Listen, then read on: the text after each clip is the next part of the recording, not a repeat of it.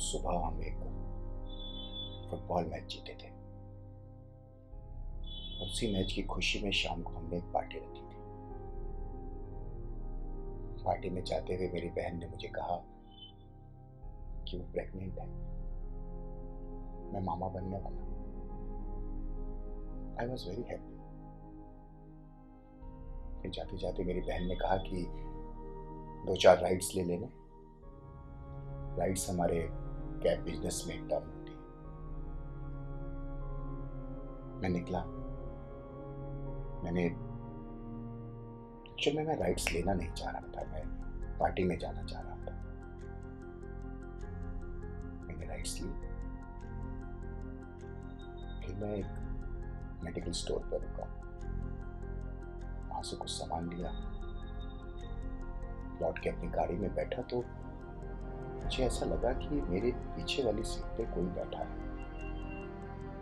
मैंने देखा तो सनाया थी। मैंने उससे कहा कि मैं आपकी राइड नहीं ले सकता, आप दूसरी कैब बुक कर लीजिए, लेकिन वो नहीं मानी। फिर मुझे भी लगा 15-20 मिनट की बात है, उसके इसके डेस्टिनेशन पर छोड़कर फिर मैं पार्टी में चला जाऊंगा। हम निकले। पहली बार जब उसने अपनी डेस्टिनेशन चेंज की तो मैंने उसे कुछ नहीं कहा, लेकिन वो बार बार अपनी डेस्टिनेशन चेंज किए जा रही थी। मुझे बहुत गुस्सा आ रहा था और शायद मैं उसे कुछ कहने ही वाला था। मैंने उसकी तरफ देखा तो वो रो रही थी। फोन पर कुछ देर पहले शायद उसका किसी से झगड़ा हो रहा था। थोड़ी देर बाद दोबारा जब मैंने उसको देखा बैक व्यू मिरर से, तो वो एक गोली जैसी कोई चीज खा रही थी। मुझे लगा उसकी तबीयत खराब होगी। खैर, मैंने उसको उसके घर छोड़ा और वहां से वापस आया। जैसे ही मैं बैंड्रा क्रॉस कर रहा था तो मुझे लगा कि मेरे पीछे की सीट पे कुछ गिरा है। मैंने मुड़कर देखा तो सनाया का फोन। मुझे लगा वो वैसे ही परेशान है, फोन ना होने से और परेशान हो जाएगी। तो मैंने सोचा मैं उसका फोन लौटा देता हूँ और मैं वापस उसके घर गया।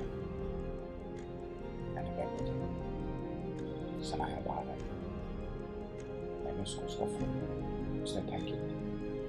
मैं जाने ही वाला था कि उसने मुझे रोका और बोली, मेरी वजह से तुम्हें देर हो गई है, तुम पार्टी में नहीं जा पाए हो, प्लीज अंदर आओ।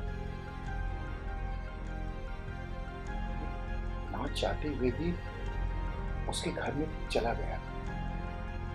शायद मुझे नहीं जाना चाहिए था। उसने मुझे कंफर्टेबल किया। She start dancing. उसने मुझे अल्कोहल ऑफर की और मैंने फिर से मांगा।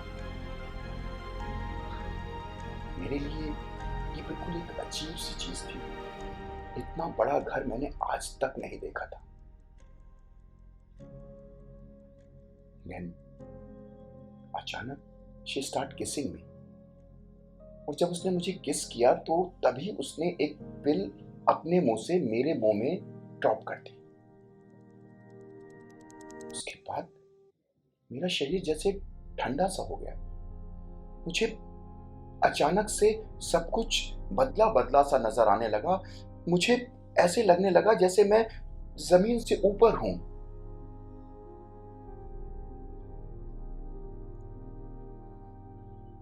फिर वो मुझे किचन की ओर ले गई। उसके हाथ में चाकू था। वो चाकू से अपने हथेलियों के बीच में ऐसे ऐसे ऐसे मार रही थी। वो बहुत जोर जोर से हंस रही थी और उसने फिर मुझे अपने हाथ में चाकू दिया और यही करने के लिए कहा कि जो वो कर रही थी। मैं नशे में था। मुझे पता नहीं क्या हो गया। मुझे पता था कि मैं जो कर रहा हूं वो गलत है, लेकिन मैंने वो चाकू उसके हाथ में मारना शुरू किया।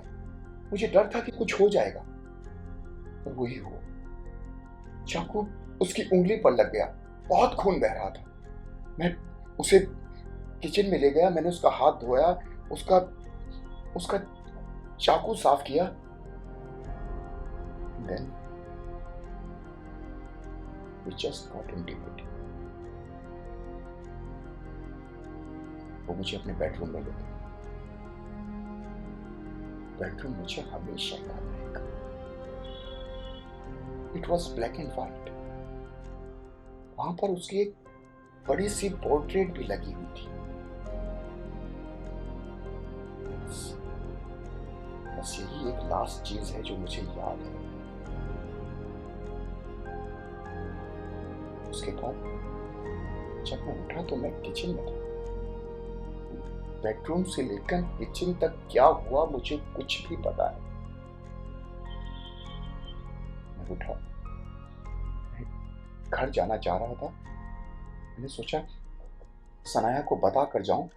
मैं किचन से बेडरूम की तरफ आया। मैंने उसे उठाने की कोशिश की और जब मैं उठा रहा था तो मुझे हाथ में कुछ गीला गीला लगा।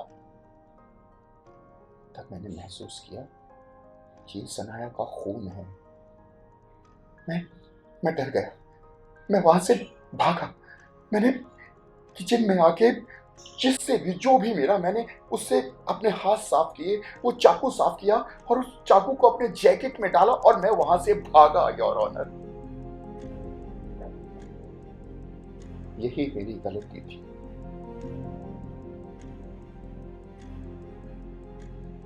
उस दिन से लेकर आज तक 7 महीनों में मैं ये सोचता हूं योर ऑनर कि क्या हुआ होगा, क्या होता अगर मैं वहां से ना भागता।